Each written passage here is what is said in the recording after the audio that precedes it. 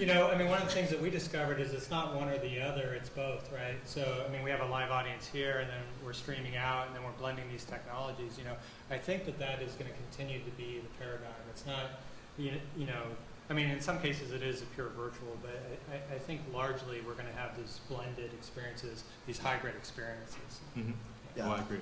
I think, I want to just emphasize, I think that that really is what makes sense. So that instead of it just being one person speaking, what you might have is a representative group of people who would ask questions, or whether it's a panel like this, an interaction, but then many can observe. And you would hope that enough of the questions that would come up would be representative of the larger viewing audience, and therefore get the value of live, but be able to do it in this stream way. Absolutely.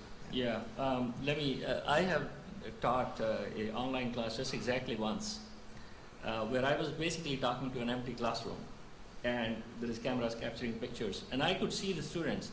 The thing that struck me most was anytime anybody would stand up and leave the room for restroom or something, it will just catch my attention. Whereas in a live class, if somebody leaves, I don't even pay attention. So there is something to that experience there. Yeah, I mean, and going back to the earlier discussion around television broadcasting, there's a reason that American Idol has a live audience. I mean, it's a TV show. It doesn't need a live audience. But there's a reason that they do. It's because of the energy that gets picked up and the interaction.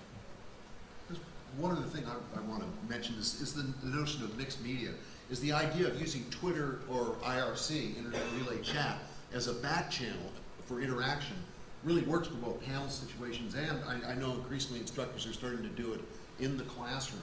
Mm-hmm. So that you can have a live commentary running in combination with the kind of plenary dialogue that's going on. Well, actually, your colleague, Howard Reingold, is one of these folks who brings all kinds of media into class. Mm-hmm. Twitter's commonly used as a back channel these days. We're seeing that in a lot of cases. Mm-hmm. And there's a lot of agony about that in the academic world, because there's concerns about privacy, there's concerns about intrusion by the public, heaven forfend. But Howard doesn't limit it to that. I mean, he's got every imaginable kind of social media lit up and rolling in the class, and multiple screens going, and students going in every conceivable direction. And he actually found himself, I don't know, I guess he should be proud of this. He found himself in a situation where he had pretty substantially outpaced the willingness and the capacity of the students to multitask and to kind of multicast, if you will, what was going on in the classroom. And, this is Howard Reingold? Yes, Howard Reingold.